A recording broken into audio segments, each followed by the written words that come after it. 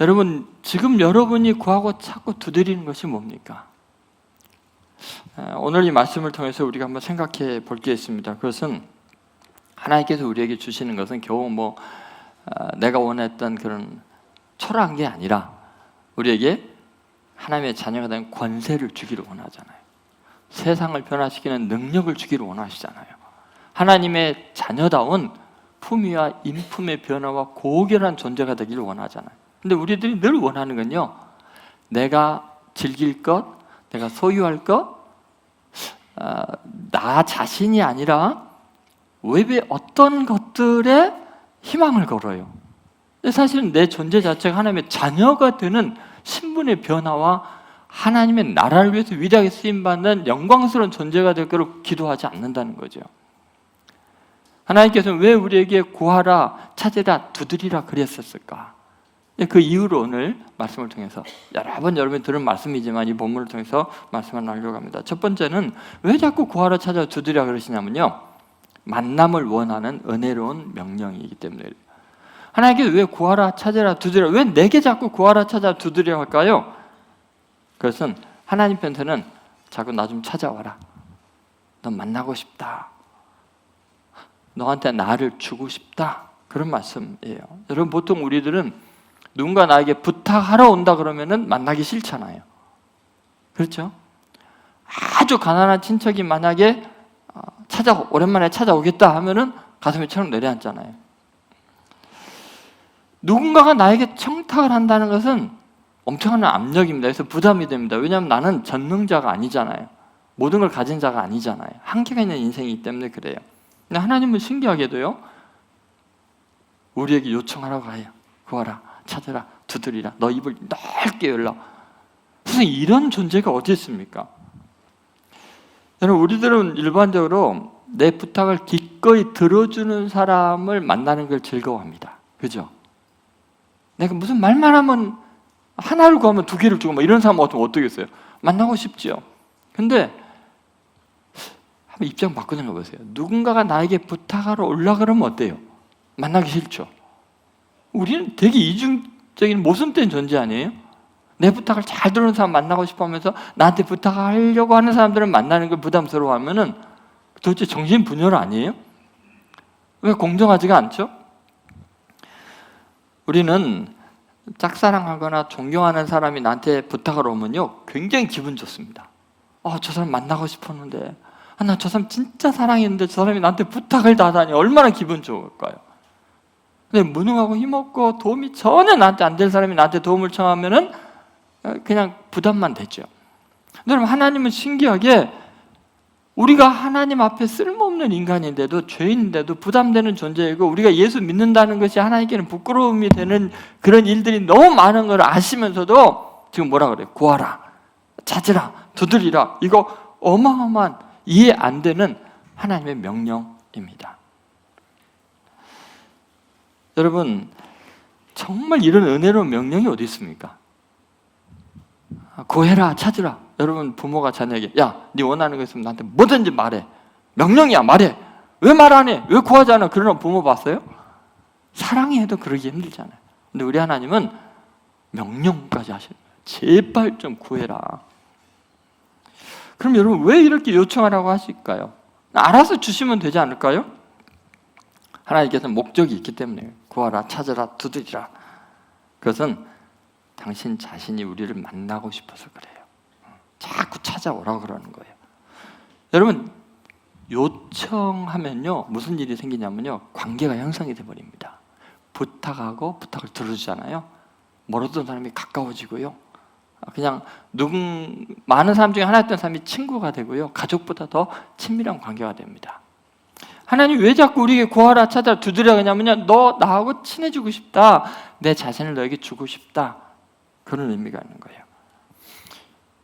여러분, 우리는 자꾸 하나님 자신에 대해서는 생각하지 않고 내 소원을 들어주는 하나님께 부산문말 구하는 경우가 있는데, 하나님이 사실 우리한테 구하라고 하는 이유는 나랑 친해지자, 특별한 관계가 되기를 원해, 내가 너의 부탁을 들어주는 너의 아버지인 것을 너가 느끼기를 원해, 그 마음이 더 많은 거죠.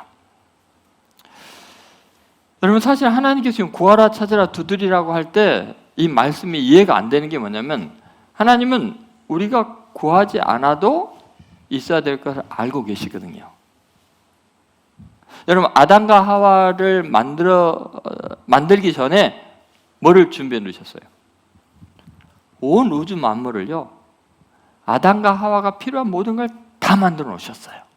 무슨 말이냐면요, 세상에 존재하는 것 중에 아담과 하와가 기도해서 응답받아서 존재하는 거 하나도 없어요. 무슨 말이냐면, 하나님은 아담과 하와가 기도하기 전에 있어야 할 걸 다 하시고 완벽하게 준비해 주셨어요. 그 하나님이 왜 인간에게 구하라 찾으라 두드리라 그럴까요? 뭘 줄지 몰라서 그럴까요? 너 뭐 필요하니? 내가 잘 몰라서 그런데 나한테 좀 부탁해, 그러시는 거예요? 아니잖아요, 그죠? 여러분, 갓난 아기가 울잖아요. 그 아이에게 뭐가 필요한지를 갓난 아기 본인보다도 누가 더 잘 알아요? 엄마 아빠가 더 잘 알아요. 지금 예방주사가 필요할 때니까 더 잘 알아요. 약 먹일 때 필요한 거 더 잘 아세요. 여러분, 하나님께서 우리의 필요를 몰라서 구하라 찾으라 두드리라 하는 게 아니에요. 만나자, 제발. 다 만들어주니까, 다 살게 해주고 건강 주니까 도대체 나를 찾지 않고 만나지 않고 네 힘으로 너 잘난 줄 알고 사냐. 여러분, 하나님께서 구하라 찾으라 두드리라는 것은 만나고 싶다는 거예요. 여러분, 우리에게 가장 필요한 것이 뭐냐면 하나님이에요. 여러분 인생에 가장 소중한 것은 여러분이 지금 찾고 구하고 필요한 게 아니라 하나님, 그분이 여러분의 진정한 필요예요. 다른 어떤 것으로도 허기를 채울 수 없어요. 여러분의 남편, 아내, 자식이 여러분이 정성껏 다 해주면 여러분이 영원히 만족합니까? 실망과 절망이 덜클 거예요. 하나님 한 분으로 만족하고 나머지는 있어도 그만 없어도 그만이에요. 여러분, 이게 얼마나 중요하냐면 우리들이 잘못 구하고 있는 거예요. 그것이 얼마나 안타깝으면 하나님께서 예레미야 선지자를 통해서 이야기하시죠. 예레미야 2장 13절에 이런 말씀이 있습니다. 내 백성이, 같이 읽겠습니다. 두 가지 악을 행하였나니 곧 그들이 생수의 근원되는 나를 버린 것과 스스로 웅덩이를 판 것인데 그것은 그 물을 가두지 못할 터진 웅덩이들이다. 여러분, 생수의 근원이 되신 하나님은 구하지 않고 맨날 터진 웅덩이만 파면서 그것만 구하니까 늘 가득 채운 것 같은데 다 나한테 남는 게 없고 외롭고 두렵고 절망하고 눈물뿐인 거예요. 누구에게 소망을 두고 무엇에 소망을 두십니까? 아무리 세상 것 구해도 그건 터진 웅덩이에요. 하나님께서 구하라 찾으라 두드리라는 것은 나를 가까이에서 나를 소유해라. 내가 너의 소망이고 너의 구원자이고 너의 유일한 위로자다라고 말하는 거예요. 여러분, 그 하나님의 간절한 사랑의 고백, 당신 자신을 주기를 원하시는 그 사랑이 바로 구하라 찾으라 두드리라 라는 의미입니다. 자, 두 번째는 인간의 보편적 결핍을 이해하는 명령이에요. 죄인은 항상 결핍에 시달리게 돼 있어요. 근데 그 상태를 이해하니까 너가 남들이 보기에는 굉장한 것 같고 다 가진 것 같고 스스로 그러지만 결국은 너는 구하고 찾고 두드리게 돼 있다. 여러분, 하나님은 우리를 이해하고 계세요. 우리가 배부르다고 하지만 마음에 공허한 걸 아세요. 엄청난 업적을 이룬 것 같은데 내 죄 때문에 두려워하고 있다는 걸 알고 계세요. 굉장히 열심인 것 같은데 내 속에 위선이 가득한 것도 알고 계세요. 너 지금 기도할 거 많지, 두렵지, 불안하지, 남들 보기에는 그럴듯한데 너 속에 공허한 건 내가 알아. 그러니까 너는 구해야 돼, 찾아야 돼, 두드려야 돼. 너는 필연적으로 결핍에 놓여 있는 존재야. 여러분, 우리들은 흔히 나는 모든 것이 갖춰 있고 부족한 것이 없다고 생각합니다. 그렇게 자신을 생각하는 사람들은 다른 사람에 대해서 나약하고 게으르고 무능하기 때문에 기도한다고 생각을 해요. 아니, 네가 열심히 살면 되지 무슨 기도해. 그런데 여러분, 가만히 생각해 보면요, 무엇에 대해서 결핍을 느끼는 것은 사람에 따라 다 다릅니다. 어떤 사람은 굉장히 민감하고 어떤 사람은 둔감하기도 해요. 어떤 사람은 이면에서는 굉장히 부유한데 어떤 면에서는 엉터리인 경우가 많아요. 텅 비어있는 경우도 있어요. 여러분, 우리는 열심을 내는데 인격이 파탄나 있을 수 있어요. 우리는 부자인데 인간관계가 깨져 있을 수 있어요. 인간관계는 굉장히 좋은데 물질이 다 깨져 있을 수 있어요. 여러분, 우리는요, 무언가 대해서는 결핍을 지닌 존재이기 때문에 하나님께 기도할 필요성이 있는 거예요. 그래서 시편에 보면 수없이 그 구원하신 하나님의 은혜를 공동체 전체가 감사하면서 하는 기도가 되게 많이 나옵니다. 시편 107편 13절 14절 제가 읽어드릴게요. 이에 그들이 환난 중에 여호와께 부르짖음에 그가 그들의 고통에서 구원하시되 흑암과 사망의 그늘에서 인도하여 내시고 그들의 얼음을 끊으셨도다. 여러분, 우리 조상들이 일제강점기 때 시편을 그렇게 많이 읽고 출애굽기를 그렇게 많이 읽고 부르짖음에 응답하시는 하나님, 환난 중에 여호와께 부르짖음에 그가 그들의 고통에서 구원하시되 흑암과 사망의 그늘에서 인도하여 내시고, 이 말씀을 붙들고 기도한 거예요. 여러분, 얼마나 놀라운 일들이 일어나는가 한번 생각해보세요. 1940년에 강원도 철원의 순담 계곡에 한 구석에 특이한 간판이 하나 걸렸어요. 군마 양성서. 아니, 말 키우는 곳이라는 거 아니에요.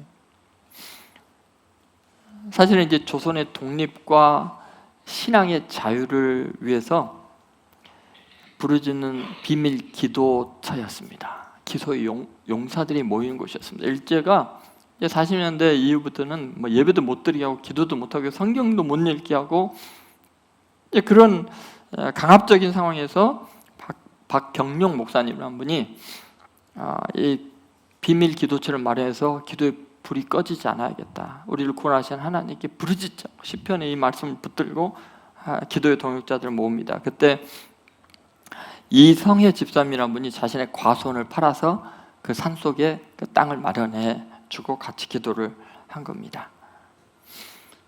여러분, 독립운동가들, 특별히 기독교 교육가였던 교육자인 마리아 김이라는 분은 한국 여성 독립운동을 이끌었던 분인데 감옥에 투옥이 됐어요. 어마어마한 고문을 받고 있는데 그 감옥 안에서 한 일이 뭐냐면, 감옥 안에 있는 다른 여성들과 함께 기도회를 계속 감옥 속에서 한 거예요. 그러니까 감옥 안이 계속 찬송과 기도를 울려 퍼졌다고 합니다. 여러분, 기도의 자리는 환경이 아니라 결단으로 모든 인간의 한계를 돌파하면서 하나님께 부르짖을 때 하나님의 기이한 일을 이루십니다. 그렇게 부르짖어 기도했는데 어때요, 여러분? 40년에 그 시작된 그 기도 운동이 결국은 5년의 해방의 어마어마한 역사들을 맡게 됩니다. 바벨론 포로 잡혀갔던 다니엘, 그 나라 이른 서러움 앞에서 하루도 안 빼고 하루에 3번씩 예루살렘을 향하여 난 창에서 하나님께 부르짖어 기도했어요. 자기가 끌려간 지 70년 만에 난데없이 하나님의 해방을 허락하셨습니다. 구하라, 찾으라, 두드리라, 네 민족이 어렵느냐? 기도하라는 거예요. 하나님은 우리의 결핍을 아셔요.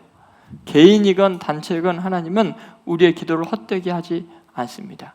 오늘 우리가 이렇게 자유롭게 예배를 드리고 기도하며 찬양하는 거요, 우리의 믿음의 선배들이 기도의 용사들이었기 때문에 가능합니다. 철원군의 그 산속의 군마 양성소라는 간판 뒤에서 얼마나 부르짖어 기도했겠어요. 조마조마하면서 감옥 안에서 얼마나 맞아가면서 기도했겠어요. 산속에서 순교의 그 결사항전을 기도로 미뤄 나갔기 때문에 오늘 우리 광복 80주년이 있는 거예요. 그냥 있는 게 아니에요. 여러분은 또 다른 우리의 후손들을 위해서, 여러분의 자녀들을 위해서 기도로 하나님 앞에 구하고 찾고 두드려야 되는 줄로 믿습니다. 마지막으로, 그래서 우리가 하나님께서 왜 구하고 찾고 두드려냐면 꿈을 품으라는 역동적인 명령입니다. 한번 따라해보세요. 꿈을 품으라는 역동적인 명령. 신앙의 특성이 뭐냐면 꿈을 생성하는 겁니다. 가만히 누워있지 못하게 합니다. 창조주 하나님을 아버지로 고백한 사람은 자신을 통해서 하나님의 소원이 성취되기를 원하는 열망이 생기게 되어 있습니다. 일감을 찾게 되어 있습니다. 꿈을 갖게 되어 있습니다. 그래서 기도의 제목이 늘 있습니다. 남들이 보기에 부족함이 없는 사람들, 왜 저렇게 새벽에 기도하지? 왜 저렇게 수요일날 나가서 기도하지? 왜 이렇게 목요일날 기도하지? 왜 그럴까요? 구하고 찾고 두드릴 것이 있기 때문에 그렇습니다. 꿈이 있는 사람은요 계속 기도하게 돼 있습니다. 여러분, 꿈 없이 하루하루를 빈둥거리면서 다른 사람들처럼 그냥 내가 번 거 만족하면서 내 자랑하면서 그렇게 대충 시간을 때우는 사람은 아직 제대로 하나님을 못 만난 겁니다. 하나님은 우리가 그냥 근근히 하루하루 그냥 세상 사람들과 다르지 않게 그냥 사는 걸 원하지 않습니다. 얼마나 놀라운 하나님인가 한번 보세요. 75세 아브라함을 생각해 봅시다. 이렇게 이야기하잖아요. 내 본토 친척 아비 집을 떠나라고. 내가 내게 보여주는 꿈을 향해 나아가라고. 아브라함, 잠깐만 나와봐라. 너 아버지 밑에서 75세 나이까지 그렇게 먹고 사는 거 그냥 편안하게 사는 게 네 인생이 아니다. 나와! 본토 친척 아비 집 편안한 곳에서 나와! 그리고 온 우주를 봐야지. 하늘 보냐? 저 하늘에 별처럼 많은 자식을 줄 거야. 또 바닷가로 끌고 갔습니다. 자, 바닷가에 머리 너 한번 세봐라. 셀 수 있냐? 너 이렇게 위대한 조상이 될 거야. 75세의 노인에게 그 당시에 가장 비참한 패배자에게 하나님은 꿈을 가지라고 말씀하십니다. 여러분, 젊은 나이에 만약에 하나님을 만나면 어떻겠어요? 이런 하나님을 만나면 75세의 노인이 인류 역사에 가장 위대한 믿음의 조상이 되잖아요. 하나님은 우리에게 꿈을 좀 가져라. 현실에 만족하지 말고 구하고 찾고 두드릴 것이 있는 인생이 되어라. 그렇게 말씀하시는 것이 구하라 찾고 두드리라고 이야기하시는 거예요. 근데 왜 우리는 구하지 않을까요? 탐욕과 죄악의 쾌락의 구덩이에 빠져 있으면요 절대 기도할 이유가 없습니다. 죄는 우리의 꿈을 다 썩게 만듭니다. 여러분, 주님께서는 죄를 뿌리치고 거룩한 꿈을 향해서 달려가라고 이야기하십니다. 여러분은 하나님 나라의 왕자와 공주들이지 이 세상의 죄의 노예들이 아닙니다. 값으로 산 것이 되었습니다. 이 세상을 여러분은 바르게 잡아야 되고 이곳에 아버지의 나라가 임하게 해야 되고 뜻이 하늘에서 이루어졌던 땅에서 이루어지는데 쓰임받는 인생들이 되어야 합니다. 여러분이 살고 있는 작은 마을에 여러분이 빛이 돼야 되고 이정표가 되고 인생은 저렇게 사는 거야. 저게 바로 바른 인생이야. 비전을 제시할 수 있는 사람이 되어야 됩니다. 그래서 하나님은 우리의 마음에 소원을 두고 당신의 뜻을 이루십니다.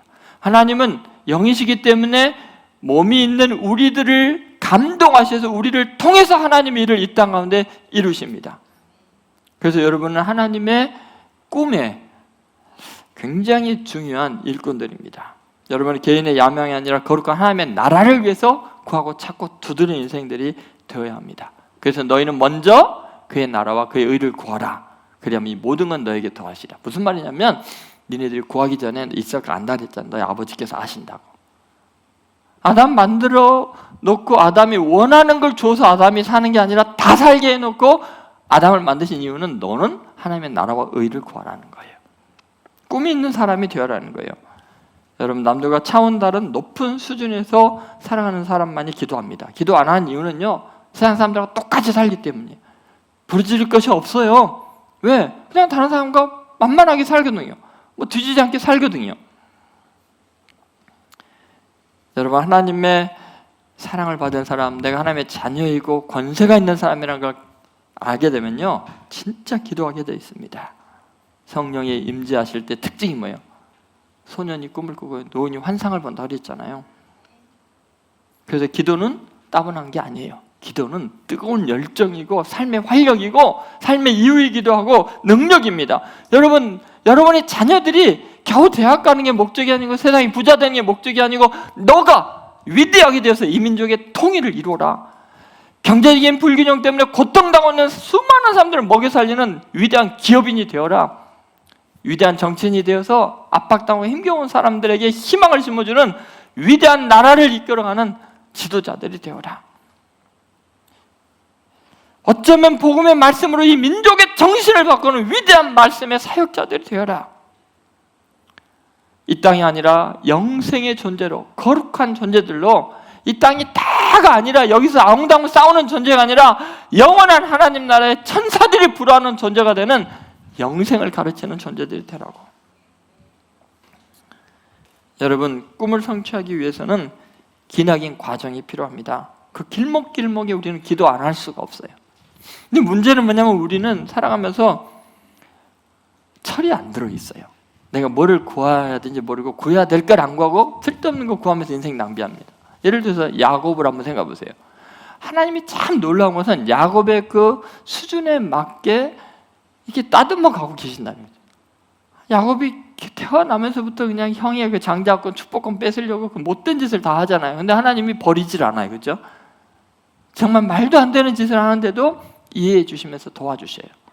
한 번도 혼을 안 내셔 하나님이. 야곱이 못된 짓 사기치고 막 이런 짓 다 하잖아요. 나중에 자기의 죄의 대가로 형이 칼부림 하려고 죽이려고 하니까 부모를 떠나서 엄마가 멀리 가라 그러더니 어디 도망 다니다가 돌베개 베고 언제 짐승이 물어뜯겨 죽을지 강도를 만날지 모르는 벌벌 떨면서 그냥 절망 가운데 누워있을 때 하나님이 천사를 보내서 사다리를 하늘이 열리고 사다리가 내려서 오르락내리락하면서 축복해 주잖아요. 너가 반드시 돌아와서 위대한 믿음의 조상이 될 거고 이 땅이 다 너의 것이 될 것이다. 야곱은 깨서 하나님 뭐 그런 거 모르겠습니다만 나 살아오게만 해주세요. 그러면 요 돌이 하나님의 전이 될 겁니다. 그 정도. 그래서 거기가 베델이 됐잖아요. 여러분 참 놀라운 것은 하나님은 우리가 지금 마땅히 빌 바를 알지 못하는데도 하나님이 포기하지 않고 점점 성숙시키고 경험하게 해서 나중에는 하나님만이 우리의 소망이고 하나님 나라를 위해서 위대한 일을 하도록 변화시키면서 야곱의 이름이 이스라엘로 바뀌잖아요. 위대해지잖아요. 오늘 여러분이 꿈이 엉터리일지라도 구하고 찾고 두드려야 돼요. 그렇게 하나님을 만나고 경험하다 보면 어느 날 진정으로 위대한 사람이 되어 있는 이스라엘이 되어 있는 경험을 하게 될 줄로 믿습니다. 우리는 꿈을 성취하기 위해서 기나긴 과정이 필요하고 그래서 하나님 앞에 부르짖어 기도해야 합니다. 여러분 진정한 혁명은 기도에서 시작이 됩니다. 진정한 변화는 찬양을 통해서 일어납니다. 열린 교회, 누구나 품고 우리와 다르고 문제가 있는 많은 사람들을 품고 함께 기도하고 함께 찬양할 때 하나님은 그 공동체를 사용해서 역사의 흐름을 바꿔놓는 위대한 일이 일어나는 줄로 믿습니다. 작은 모임의 역사를 바꾸는 거예요. 여러분 숫자가 많고 적의 문제가 아니고 진심을 원하시는 거죠. 후에 수십만 명으로 바뀔 수 있습니다. 비폭력과 기도의 힘이 칼이 아니라 기도, 분노가 아니라 찬양이 세상을 바꾸는 힘이 있습니다. 교회는 그래서 사회의 등불이 되어야 되고 억압된 사회에 안전한 대화의 장이 되어야 합니다. 여러분 광복 80주년을 맞이해서 하나님께서 여러분에게 이런 꿈을 주시기를 원합니다. 구하라, 찾으라, 두드리라. 그러면 하나님께서 일을 행하시는 여호와니까 일을 행하실 줄로 믿습니다. 다시 기도의 불을 당기시고 기도의 능력으로 세상을 변화시키는 우리 대한민국 또 예수분인 교회 우리 그리스도인들이 되시기를 주의 이름으로 축원드립니다.